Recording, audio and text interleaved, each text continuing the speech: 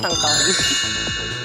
Haharap sa kasong manslaughter ang manager ng pumanaw na One Direction member na si Liam Payne.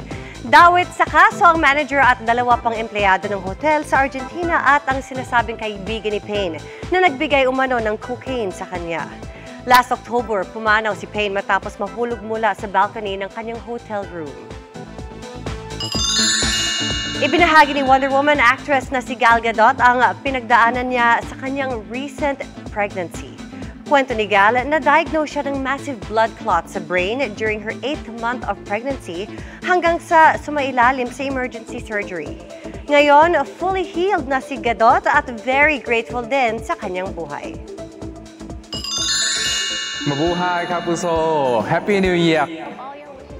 From Thailand to Philippines, nagpaabot ng New Year messages ang ating Thai actors na napanood sa GMA Network. Happy New Year mga kapuso!